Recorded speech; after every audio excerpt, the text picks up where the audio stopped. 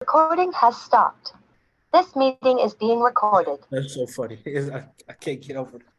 All right, welcome back to Spoken Truth. We are in the midst of covering the second play-in game right now, featuring the Minnesota Timberwolves and the butchered it. The Los Angeles Lakers. About 5 minutes left in the quarter. I believe the Timberwolves are up by 6. We won't finish that entire game, but we will be bringing you the latest updates before we leave tonight. We want to get into the Eastern Conference right now, conference championship predictions. For really the whole entire year, there's been 3 teams: the Bucks, the Celtics, Philadelphia. Which 2 teams will make it to the conference finals, and which team will advance? Chas, I got Bucks over Celtics in 7. why?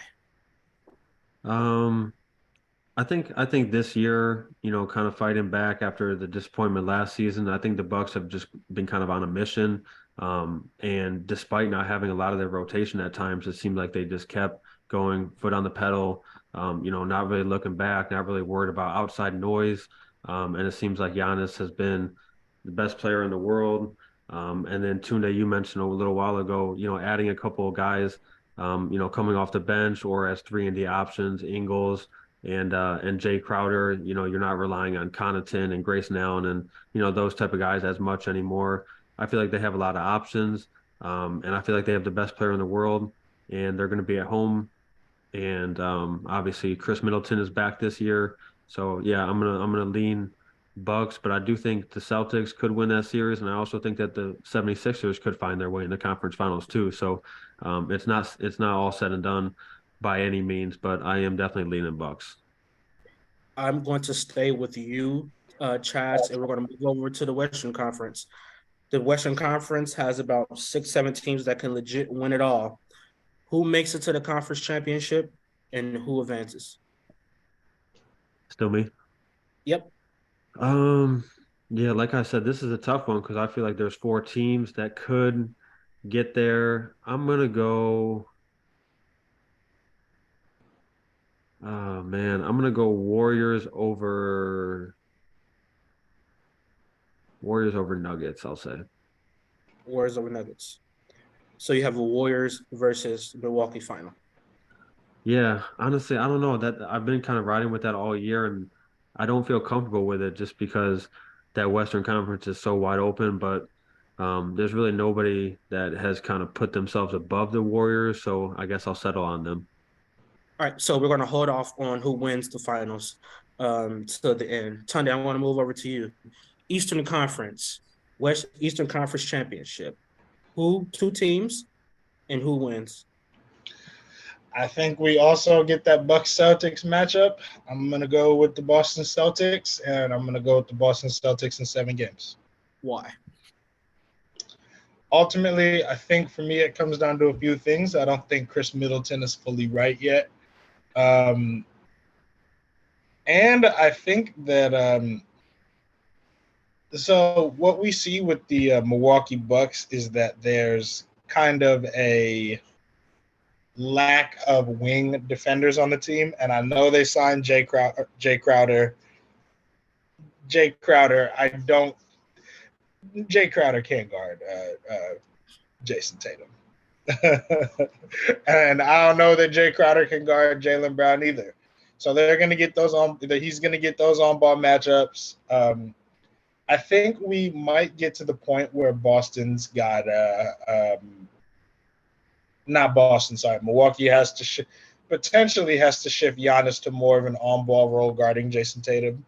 And we've seen in years past that that's not how Mike Budenholzer wants to use Giannis Antetokounmpo. I also think we've seen in the past that that's not necessarily how he's best used. He's more he's something more like where Anthony Davis is with the Lakers. And ultimately, I think I don't think that Milwaukee is going to really be able to guard Boston. And I think Boston can guard Milwaukee. I think Boston showed last year, and we've seen them kind of show just in general, the ability to make and render guys that aren't Giannis Antetokounmpo on that roster just a bit ineffective. And ultimately, I think that inefficiency from the non-Giannis guys ends up being what gives the Celtics the advantage. But like as far as the Eastern Conference is concerned, there's honestly like I think we all agree that we're getting a Celtics Bucks Eastern Conference Finals. I almost wish we could just make that shit like give me like a best of 13. Let's just do that. All right, let's move on to the Western Conference for you, Tunde. Which two teams make it to the championship and who goes to the finals in the Western Conference? Man. So I'll say that we get a Lakers Suns conference final. I'll take the Lakers. Ultimately, I think that one of the things I see that you can beat the Suns with is just being able to win the paint battle. And I think the Lakers can do that with the Suns. I think that I've had questions with Phoenix about this the last few years, and Kevin Durant's addition, given that he's one of probably the two best mid-range jump shooters of all time at this point, him and Dirk, makes me, I guess, less scared about this. But I think as far as shot diversity is concerned, Phoenix's offense is too mid-range jumper heavy, and it's kind of just math that works against you. If I'm shooting a bunch of layups and threes, and I'm working on getting in the rim shooting layups and threes, and you're shooting a ton of 18-footers, I'm just probably going to beat you. I like the Lakers to beat the Suns. Gotcha. All right. So I am going to go with Milwaukee over the Celtics in 7. And I'm going to go with the Warriors over Phoenix in 7. So I have a Milwaukee and Golden State series. But before we go to these final picks, and we have just 2 more topics to go, I want to tune in right now. As we know, we are covering live the play-in tournament right now. We have Minnesota and the Lakers right now. Scores relatively close, 18-17, with just over 2 minutes left in this first quarter. Real quick, Chaz, initially, I want to get your initial thoughts on this game so far. Yeah, I thought kind of similarly to the Eastern Conference play-in that we saw, where the Hawks definitely came out with more energy. It seems like the Timberwolves did tonight. They had 3 threes in the first 5 or 6 minutes to I think they led by as much as 5 or 7. But the Lakers have battled back. AD has looked pretty good. Had a turnaround jumper, had a breakaway dunk. So I think both teams are just kind of settling in right now. Lakers put in a couple of their bench players, so maybe the Timberwolves will be able to create some more distance right now. But I think this is one that's going to go back and forth. I think it's going to be a close game. I do still think the Lakers are going to pull it out. But to me, the Timberwolves have a pretty good chance. Tunde, what are your initial thoughts on this LA versus Minnesota play-in tournament game? Pretty early. I think we're seeing the Lakers have success in the paint like I expected. Thing that I think is really interesting is the Lakers have opted to have Anthony Davis guard Karl Anthony Towns a lot to start this game. And that just honestly doesn't make a ton of sense to me, given the guys that they're starting and where they've kind of chosen to go with things. I'd have put Jared Vanderbilt there and then would have opted to put Anthony Davis on Kyle Anderson. Having Anthony Davis guard slow-mo would just mean he's allowed to offer a lot more in the way of rim protection, since Kyle Anderson is functionally a non-shooter with a bit of a longer load on his jump shot. But From both teams, Chaz, who are the key player from the Lakers in Minnesota in order for that team to get a respective win? Yeah, for the Lakers, I think it's Anthony Davis and D'Angelo Russell. AD has to be one of the best players on the floor, and then a guy like D'Angelo Russell really just can't hurt you, which he does at times. But if he can just be steady, not turn the ball over, knock down a couple of shots, and the Lakers can get a really good game out of Anthony Davis, and I think they'll win. And then on the other side, you obviously need, if you're the Timberwolves, you obviously need Karl Anthony Towns and Anthony Edwards to play really well. Both guys are going to need to go for 20 plus for them to have a chance in this game. But I would put it on somebody like Taurean Prince, who knocked down a three a second ago. When he scores like 12, 15 points, it kind of changes that team because they don't have to look for that scoring from those two guys as much. So, yeah, if Taurean Prince or like Kyle Anderson could get into double digits, I think that'd be really big for the Timberwolves.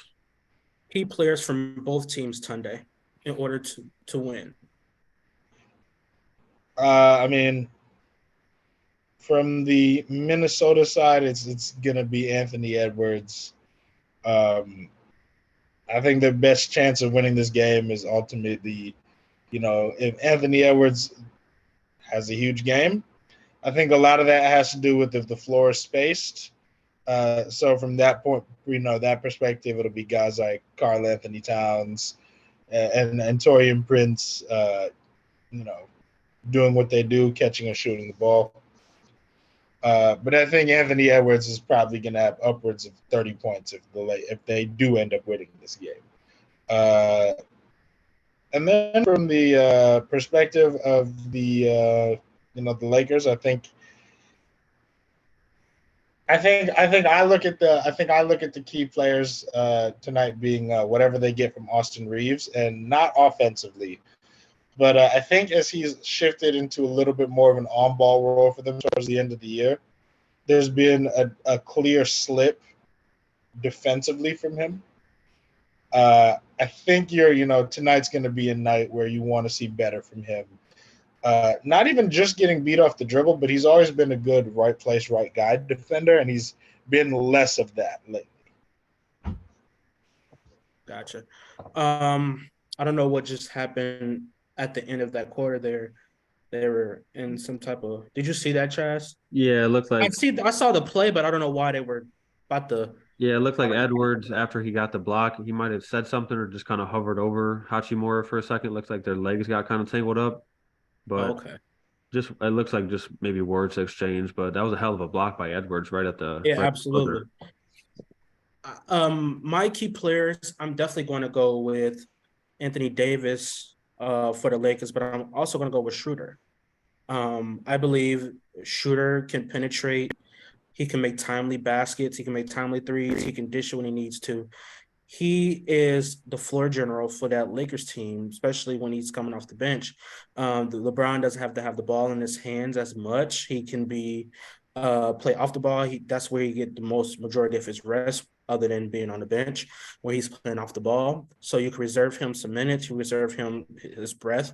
I think that's the recipe. Anthony Davis to be in attack mode. He started off this game in attack mode. He's looked very, very well so far. Hope he can keep it up. It seemed like every time he plays Cat that they both get up for each other.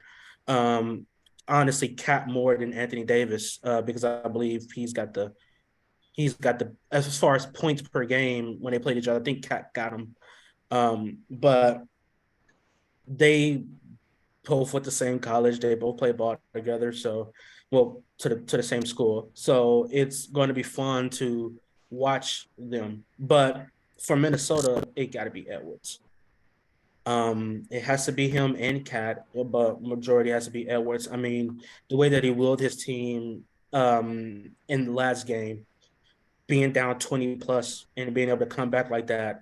Granted, it was against the team it was against.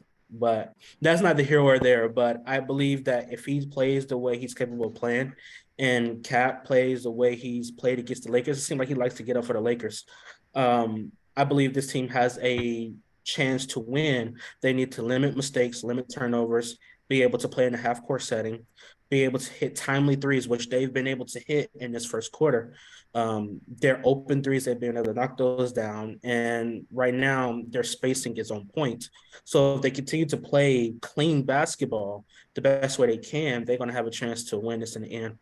But you have to believe that at some point in time, LeBron is going to turn up the dial.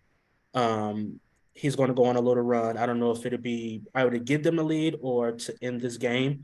But I believe this game is going to come down to the wire, the way that it looks like right now. All right. Any last words on this play-in game? I know we're not going to be able to cover it all to the end, but any last words on this? Sunday? All right. Nothing from me. Let's get back to those finals predictions. I want to start with you, Chaz. Warriors, Bucks. Who wins and why? A lot of the same reasons I had the Bucks beating the Celtics is why I'm going to have them winning it all. I just feel like Giannis is too much, and I think the Warriors would have a chance in that series, but I'm going to go Bucks in. I'll go Bucks in 6. Bucks in 6. Sunday, you had Lakers versus Bucks, right? Well, Lakers versus Celtics. Yeah, an old-fashioned Yep. rivalry. Yeah. Old-fashioned rivalry. Who wins and why? Oh, yeah. So, old-fashioned rivalry. I'll take the Lakers, and I'll take the Lakers in 6. Yeah, I mean, I think ultimately, if we do get that matchup, I think the Lakers have enough point of attack defense to be able to, guard those teams. I also think that if we're gonna get a Lakers Celtics matchup, and if they're in the finals, we're gonna see LeBron be willing to take on more of a defensive load, and really truly, lock in on that end for longer stretches than he has recently. There's nothing to be saving himself for at that point, basically. I think we see Jared Vanderbilt minutes, and I think we see Jared Vanderbilt do a really good job on Jason Tatum, and then I think the series, a lot of it for Boston comes down to, can Jaylen Brown beat the Lakers? I don't think he can. I also think the Lakers have enough offensively from the guards, D'Angelo Russell, Dennis Schroeder, Austin Reeves, that they end up finding a way to pull that series out. I think it ends up being hotly contested, and we do have at times where it looks like the Celtics, length and athleticism is overwhelming, but the Lakers win a very close series. If you asked me this a couple of months ago, I would have had the exact same series, Chaz. Obviously, Golden State and Milwaukee, but I would have had Milwaukee winning that series a couple of months ago. Just everything seems to be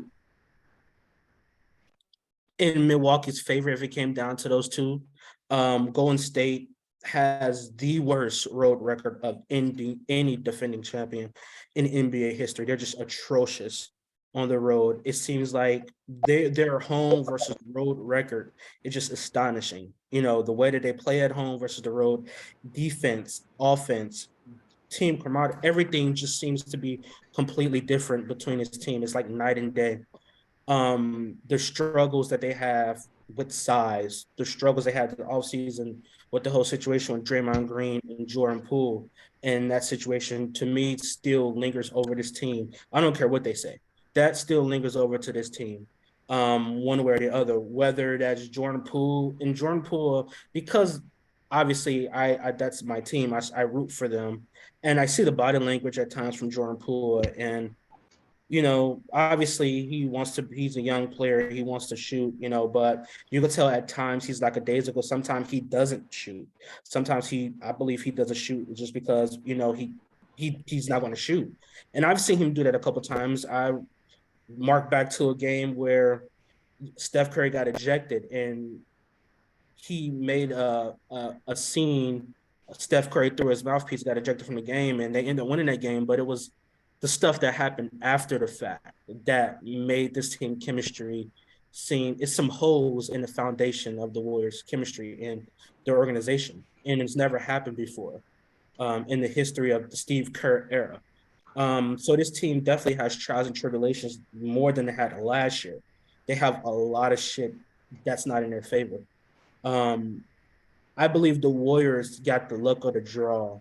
Other than the Lakers facing Memphis, I believe the Warriors got the luck of the draw of the playoffs, facing an inexperienced Sacramento Kings team, who is the number 2 seed, and I'm going to give them just due. They have the number 1 offense in the league, and they're no slouch. But I believe the Warriors wanted that matchup just as well as the Kings might have wanted that matchup against them. So with all that being said, based on all those trials and tribulations and everything, I'm still gonna pick the Warriors to win it.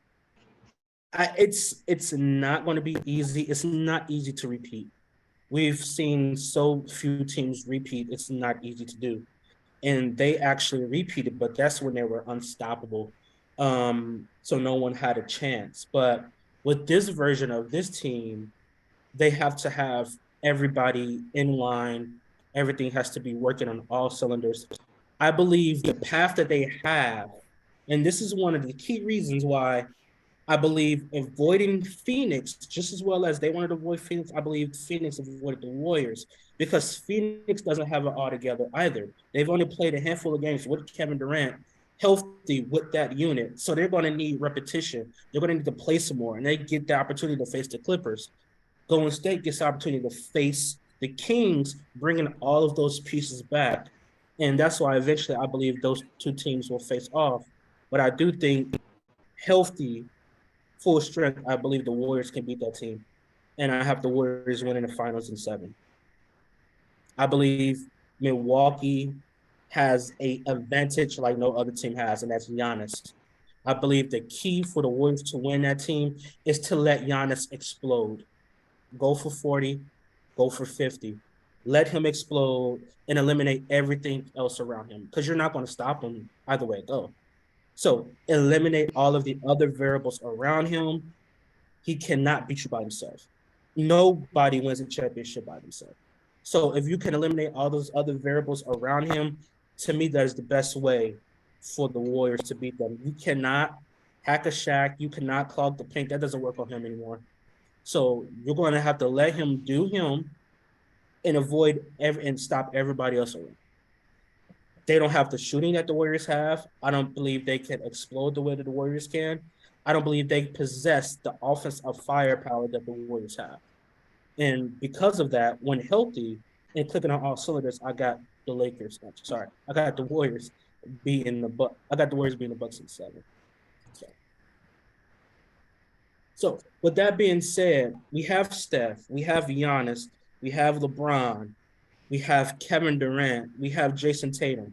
The last topic of the day, who has the most to gain from winning a championship out of those 5 players? Out of those 5, we got LeBron. You said Durant, LeBron, Steph, Tatum. Yeah. We got LeBron, Steph, Giannis, Tatum, and Durant. I guess I'd probably say Kevin Durant. Why is that?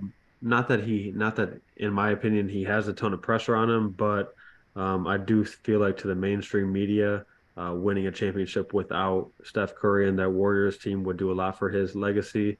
And the other guys are kind of already solidified, besides Jason Tatum, but I don't really feel like he's at the point where he's going to face a lot of scrutiny if they don't win it this year. Thunder. Who has the most NBA Finals and a championship? I guess I'll go with LeBron. I guess I say this because, like LeBron's already the GOAT, but some people would dispute that. I think if you add a 5th championship, to the Lakers. I think you add a fifth championship to LeBron's resume, and I would imagine that nobody would argue this anymore. This would just be I would. a set discussion. You'd be wrong, I would. but Here's Sure. the thing. I believe each of them has something to prove, and not something to prove, but I believe another championship would do wonders for each of them. To me, I believe if LeBron wins another championship, there is no doubt, undisputed, not only is he the best player in this generation, in this era, he has, if you got Kareem 2, you got LeBron 3, whatever the case may be, however your list looks, there's undoubtedly LeBron is clear-cut 1 or 2. Now, however you want to slice it, there's people that say LeBron's like number 9, whatever the case may be. I don't even know how you put 8 players above him. I'm going to interrupt you here just to be clear. Anybody who says that this is for anybody who might listen to this, will listen to this in the future. Anybody who says LeBron James is the 9th best player of all time is just don't stop talking to them. Don't talk about basketball with them. Disregard everything they have to say. They're stupid as fuck. Just leave the conversation. But I do believe that this, to me, I've always said that to me, LeBron winning another title, I think he has to do more. Now, this is, for me, LeBron will be the GOAT to me if he did this. Not only if he wins another title, which he possibly can, but I believe now that he's number 1 in obviously points, I believe that assist record is a little more, to me, is a little more important than that scoring record. To me, how I value it is, to me, it's a little bit more important. But I'm probably in the minority, but I hold that assist record so high when I'm talking about records that if he get even top 5, and I believe he's already close, he should be there almost. He's in the top 4, I think. Is he in the top 4? If he can get that 5, assist, I believe. If he can get in the top 3 or even crack the number 1 spot, which is very possible to do based on how he's going, I will have no discussion. If LeBron can get a championship, I'm not one of those that say he has to get 6 to get Jordan. I believe LeBron is already an overall better player than Jordan. But what we hold LeBron, the difference between those two is when we're talking about the moments and we're talking about just being able to take over series and win championship. And I'm not the type of dude that always bring up counting numbers, because if we're bringing up counting numbers, LeBron has it. If we're bringing up points, we're bringing up all these other records, LeBron, he's going to break every longevity record there is. So I'm not going to use the counting metric. What I'm going to say is if he gets that ring and he continues to be on the path that he's on, when he ends his career, we're not going to have a choice to say he's the greatest of all time if he continues this trajectory and wins another ring and another finals MVP, despite losing 6 times in the NBA finals. I believe we're going to eventually have to go that route. In order to do that first, you have to win a championship, another one. Like, it starts with winning another title. If he doesn't do that, I don't see how you can make an argument that he is the GOAT. And I know some people do make that argument already, but I just won't be able to make that argument. Yeah, I mean, I was talking with a friend the other day, and today I said the same thing that you did. I feel like if he wins one more, to me, it's undisputed. Right now, I can see the argument for either guy. I would lean towards Michael, but I'm not a guy that's going to get up in arms. If somebody says LeBron, to me, it's clear they're already 1 and 2. And then if he wins a 5th ring, I don't think there's an argument. I think LeBron has to be the GOAT. And also, as I said, that every player has something that they can prove or they have something to achieve when winning that. If Giannis wins, how can you not say this man is not a top 3 power forward if he's not already? Like, how can you not say he's itching close to the top 15 of all time if he's not there already? Like, how can you make a feasible argument that Giannis is not a top 20 player if he wins another championship in Milwaukee? Like, how can you not say that he's only behind Tim Duncan, if he won another title at his position? Like, so to me, there's so much riding on it. Kevin Durant, a championship in Phoenix will mean equal to that he got to Golden State. Like all of that other shit could be put to bed if you win in Phoenix. Like he won as without a doubt the number one. He was without a doubt the reason they won.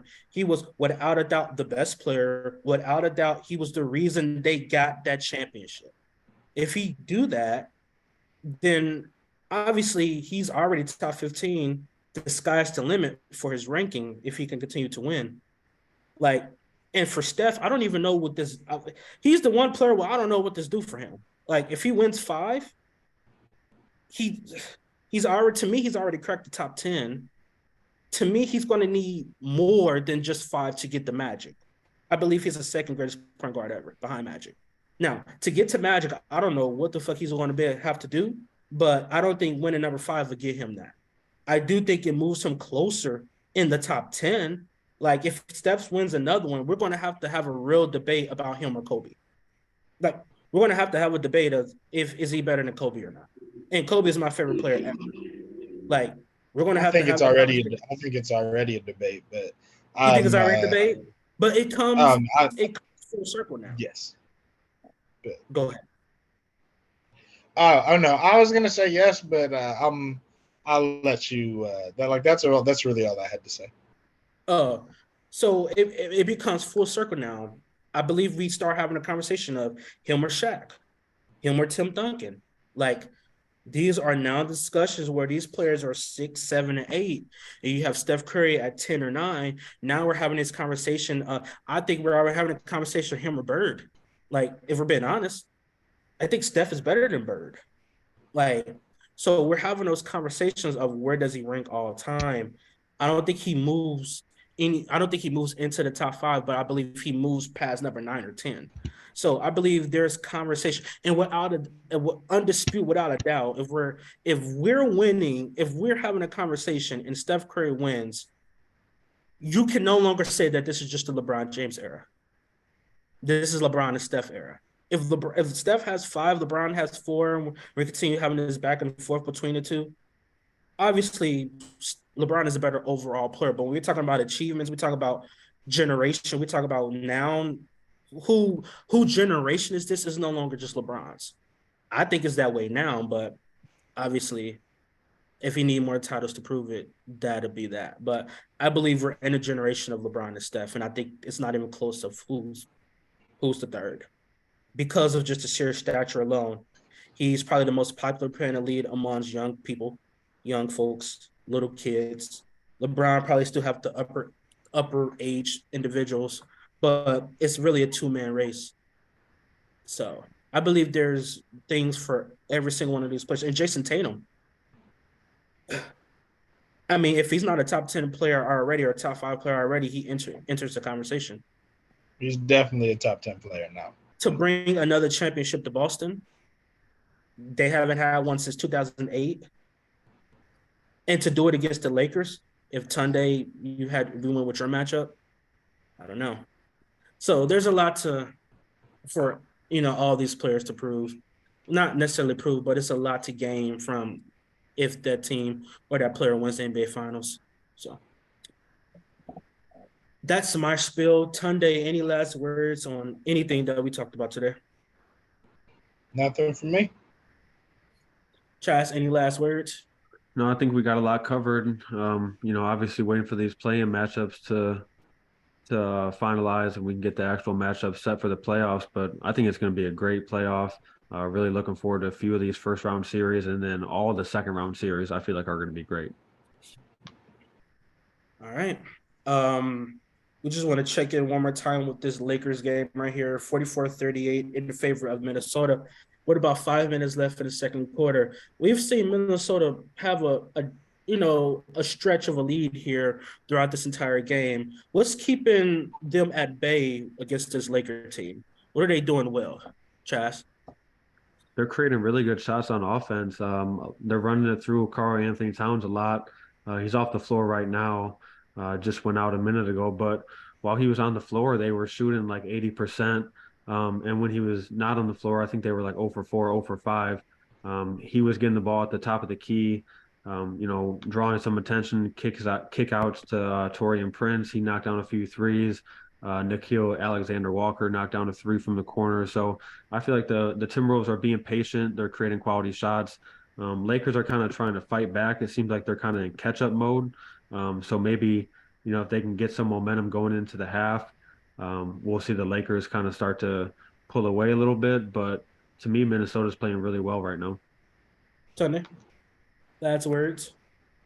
Honestly, a lot of what I'm seeing here is about Darvin Ham is making absolutely wild choices in this game.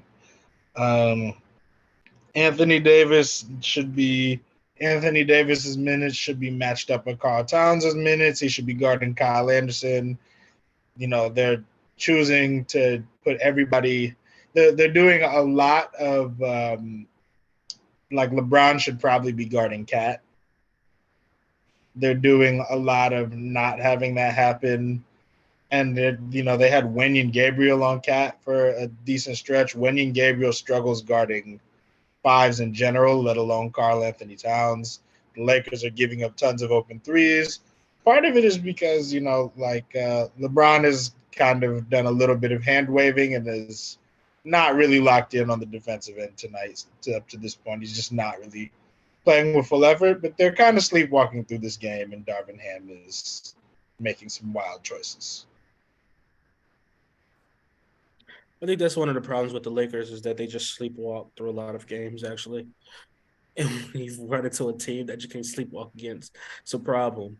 It has been one of the biggest problems the entire season is that they just think they're too good to live up to the competition, and in reality, you're not. So you're in a play-in for a reason. So I think their biggest issue this season was the fact that they had a bad roster for we can't just keep blaming Russell Westbrook for everything. We just can't. I'm not even saying it's not just Russell Westbrook. But again, they have the best record in the NBA post All-Star break. Okay, with the revamp roster where they added shooting and defense and depth. That is not even talking about. It's not even a Russell Westbrook thing. It's But I'm going to take they have the best record since the All-Star game with a grain of salt. To be honest with you, when it matters the most, get it done. Is it mattering right now? So I'm not saying that you can't be losing the game, but I'm saying it can't be because of lack of effort. In a playing game. Let's be serious. But I think we all believe that the Lakers will win this game, but we shall see how it goes. And we will be talking about it next time we see you guys. So if you guys are good, I'm good. I'm good. All right. Well, thanks you guys for listening to the Spoken Truth podcast. You can find us on Spotify and on YouTube right at the link below. You can follow me on Twitter at Danny Murphy Jr. 1. Follow me on Twitter at Chaz_post23. And you can follow me at KingTunde25. Peace.